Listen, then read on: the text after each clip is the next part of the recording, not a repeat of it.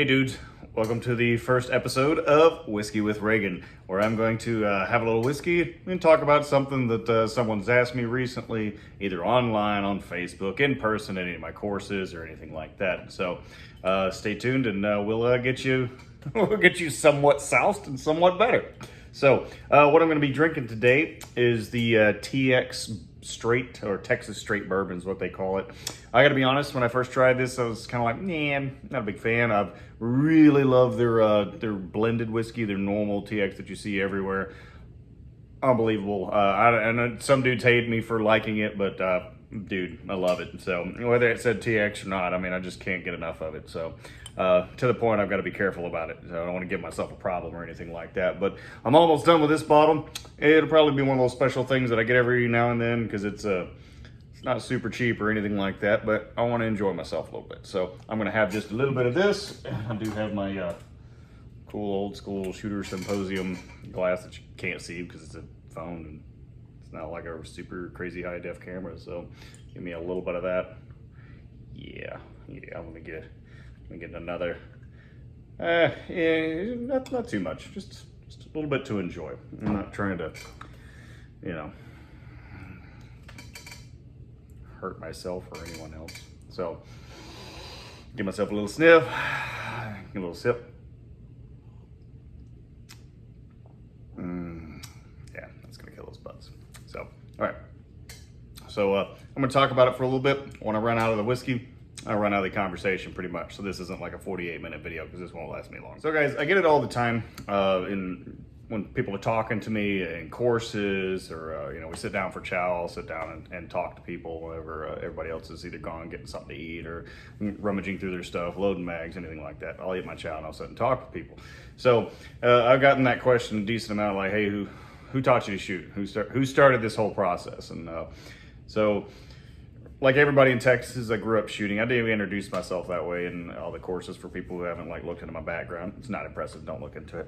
So, but I grew up shooting like everybody. My granddad took me out a couple times with my dad and my uncle. But the one person who took a serious interest in teaching me to shoot was my Uncle Bruce. He passed away in 1998 when I was still in high school. But the years before that, before he got sick or anything like that, he actually bought a 22 for me and my brother and would come over to our house. He lived about 10, 12 miles away, drive over to our house, get us, take us out to a local pond area where out in the country where we could shoot. And really, he did kind of set that hook of like, this is something you need to know for various reasons. And basically as an American, it's something that you should know. And so he didn't really explain it like that because I was too young to really understand exactly what could have been meant by that. So moving on from that, he took a very serious interest in that. And later on when he got sick and that sort of thing, of course, that went away. But after that, when it came to my shooting, I knew, I was like, oh, I'm good. Whenever I first started college, because it wasn't my calling to go into the military. That went away in my earlier years, and I found some other stuff that I was really good at and got called to go do that. And so when I was out there starting college and that sort of thing, I was a gun collector with no money. So of course I had Mosin guns, and then I had my uncle was a Civil War reenactor. When he passed away, I ended up getting one of his muskets, an Enfield musket. I shot that. I would collect other black powder guns because they were decently cost effective. And, you could buy ammunition for them for, mowing yards or something like that for a little while. You keep yourself busy for a while for 5 rounds. So anyway, after being a gun collector with no money, eventually I graduated college. But before I graduated college, one of my buddies invited me, Brian McClendon. He actually invited me to a shooting competition, and he's in my background, my bio online and all that sort of thing. He's like 4th in the world at Steel Challenge, or has been a bunch of times. I don't know what he's doing now. It's been a while since I've linked up with him, which sucks. But he invited me to this shooting competition in Tyler. And so I was like, yeah, I'll go do that. That'll be easy. That'll be cool. And I ended up having to use one of his pistols because I only had like 2 mags for my Sig Sauer P220 that I had at the time. So he loaned me a pistol with a bunch of magazines in it. And the entire time I'm like, man, it's gonna be easy. I watch these other guys shoot. I'm like, yeah, it's no big deal. And so the range officers are, all right, you understand the course of fire, facing down range, load and make ready.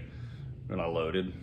It took me a little while, made ready, and jammed it back in my holster. And then as soon as the buzzer went off, I realized, did not have a clue what I was doing. I got about halfway through the stage and ran out of ammunition. And happily, just as I was showing clear and reholstering, the sky fell. There was so much rain coming down, we couldn't see the end of the berm. It's like a 25-yard berm. It was horrible.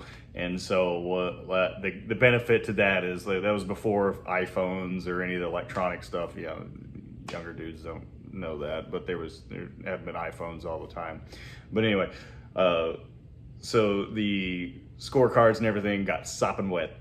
Nothing got recorded. I immediately grabbed all of my stuff and ran to my dad's Jeep, because I borrowed his Jeep from him, to get out to this range, and drove back to my house.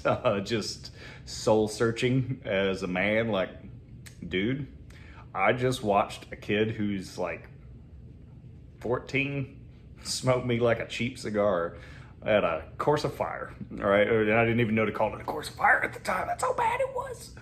So after that, man, I decided, like, man, this is a no-go. I began to specialize, and it's kind of one of the things that the decision to pursue competition was, you know, in its various forms. I didn't do a whole lot of major competitions until I got into 3-gun. And it was just because I didn't have the time or money. Eventually, you know, I graduated college, I started getting more money, more time on my hands. I did get married, and we didn't have kids for a long time. Now I do, if you can't tell by this whole thing right here. But I went shot competitions every weekend, almost every weekend. Well, so some of the weekends were for the warden too. So, but man, I decided I was gonna deep dive in on it as much as I could, you know, as much as I thought I could at the time. And dude, I shot and shot and shot and shot.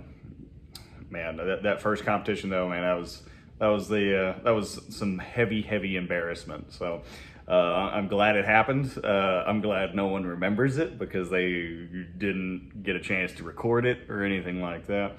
There wasn't phones that could record. We had those little flip cameras later on in the time before GoPros were a thing and all that. That, you know, no one saved that, thank God. So, but I did get heavily involved in that. I decided to specialize. That's what I meant to say when we were talking about collections. Was you know, I started not worrying about having so many guns as much as specializing in stuff that I could use. And so, you know, I still have my heirlooms from my uncle and that sort of thing. Those are special to me. Those aren't going, you know, without me going first. So I do have those still, but like Mois and Nagants, nothing against those. Or if you guys let me, and you can be a collector, this may not be your path. Don't read into it like you should throw all your stuff in the trash. That's not what I'm getting at. Had Mausers, had Enfields, had all kinds of that sort of, you know, stuff, the surplus stuff that you could collect. And, you know, I didn't have an enormous amount of ammunition. So I ended up selling those things piece by piece, just kind of getting in the way that I didn't have any extra stuff. I had only stuff that I could use, and anything else was sold for ammunition or gear. And so that's the way it went for me. I did go that way for a long time, began to specialize again, and then eventually, and believe it or not, it took me a while to get an AR-15 when I finally did. Now, you know, I've got a few, but it took me a while to save up and do that, and 3-gun became a thing, so I began employing that. Had to get a higher end shotgun, at least at the time. A Benelli M1 Super 90 was like on obtainium there for a little bit, and that's about when I got it. So all that to say, you know, it's like that first interaction that I had, not necessarily first interaction, but that first time someone took an interest in teaching me to shoot and letting me know that it was an important skill set to have, and not everybody just has it. You know, and, you know, honestly, he's My uncle was not classically trained or anything like that. He shot before, and he knew a decent amount about it. He knew a lot about safety. And so if there's any advice I can give on this whiskey with Reagan Ep.1 is, man, if you got young ones wanting to start, whether they be 6 to 10 or 18, I've seen guys in their 20s who've never shot before or anything like that, which seems weird these days. But at the same time, man, it's online calling them names and friggin' like, man, grow a pair, be a man, try and actually like get somebody some help. I can't stand that crap. But yeah, whenever you're you're introduced to somebody, it's always good to err on the side of being a good representative of the Second Amendment, and not necessarily just like gung-ho, I'm ready to shoot folks, and blah, blah, blah, that garbage, and like, I'd shoot that guy in the face, blah, blah. That stuff doesn't do anything for Second Amendment. It's one of those things that a lot of people are turned off because of the way people act. It's either like, I'm a super ninja tactical guy, and like, you weren't part of the club, so you don't know, which is crap. Or they're the FUD that basically, oh, you're not safe at all because you didn't choose a safe wall inside of this gigantic room with only you and me in it. It doesn't make sense. So anyway, I'm just about out of my whiskey. I've gone a little bit over the time I was kind of hoping for, at least this episode 1. We'll see how this works out. I'm going to do another one. If you would, I hate all the garbage that has to do with social media and YouTube, but if you would click like and subscribe, I'll keep these up. Leave a comment. If, I can't say I'm going to answer anything. I'll probably give it a look. If I got a good question or something I can expound on for 5 to 10 minutes, I'm going to do it.